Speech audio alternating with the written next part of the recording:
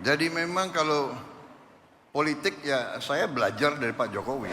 Dan kalau dianggap sebagai raja kecil yang bandel, susah diatur, dan balelo, sepertinya tudingannya itu mengarah kepada kepala daerah yang berasal atau diusung oleh partai oposisi.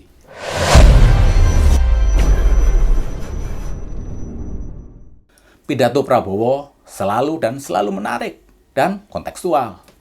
Pidatonya menunjukkan wawasannya yang luas, paham betul ngomong di mana dan ngomong di hadapan siapa. Dan menariknya, sebagian besar pidato Prabowo itu improvisasi, alias di luar teks pidato yang disiapkan. Sehingga apa yang disampaikan Prabowo itu menjadi sangat menarik. Meskipun kadang-kadang berbau curhatan dan keluh kesah. Kali ini Prabowo muncul dan berpidato di Kongres Muslimah Nahdlatul Ulama. Jadi memang kalau politik ya saya belajar dari Pak Jokowi. Nggak usah malu-malu lah, ya kan? Kadang-kadang orang sudah nggak berkuasa, mau dikuyu-kuyu, mau dijelek-jelekin. Jangan. Kita hormati semua. Hormati semua. Ada yang sekarang mau misah-misahkan saya sama Pak Jokowi. Lucu juga. Untuk bahan ketawa boleh. Jangan. Kita jangan ikut. Pecah belah itu adalah kegiatan mereka-mereka yang tidak suka sama Indonesia. Dari ratusan tahun diveda et impera itu adalah taktik strategi untuk memecah belah umat dan bangsa Indonesia. Gak usah dihiraukan. Isi pidato tadi adalah bantahan Prabowo dan berusaha meyakinkan kita tidak ada pihak manapun yang bisa memecah belah hubungannya dengan Jokowi. Diksi yang disampaikan Prabowo ini mau menyebutkan bahwa hubungan Prabowo dan Jokowi itu baik-baik saja, nggak akan goyah oleh tindakan apapun yang memecah belahnya. Jokowi dikuyo-kuyo atau dibully itu kan tindakan yang tidak baik. Kita harus menghormatinya. Inti dari ucapan Prabowo, apapun yang dilakukan oleh Jokowi sebagai presiden harus dimaklumi.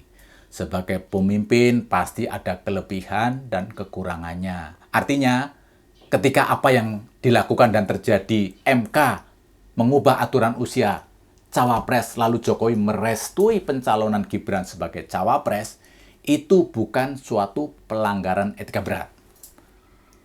Lalu selain itu, Prabowo dengan tanpa tedeng-aling-aling mengaku banyak belajar dari Jokowi soal politik.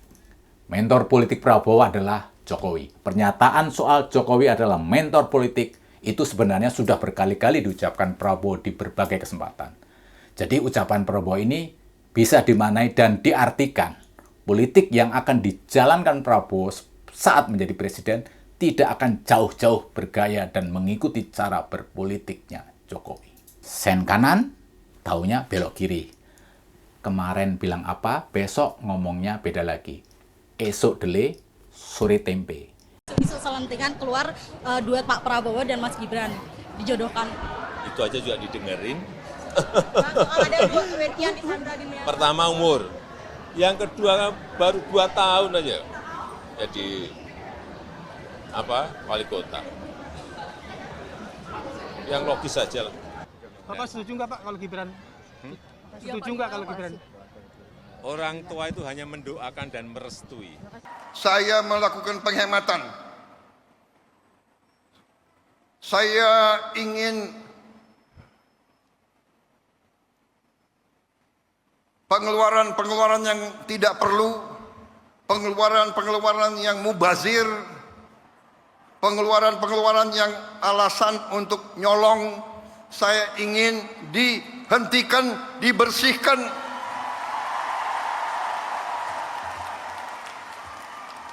Ada yang melawan saya. Ada.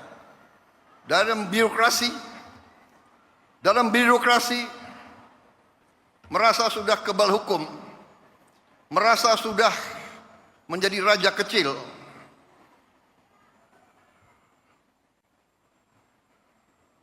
Ada.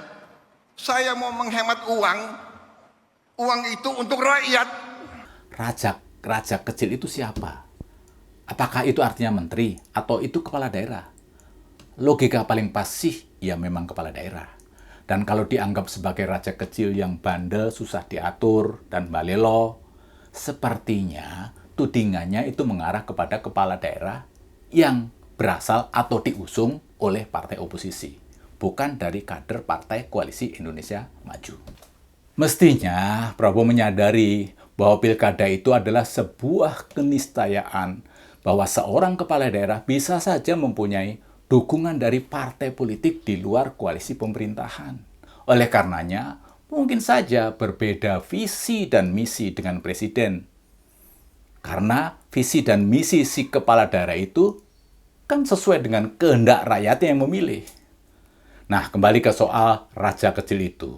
Menurut saya, ungkapan Prabowo ini kurang tepat kalau disampaikan di hadapan masyarakat.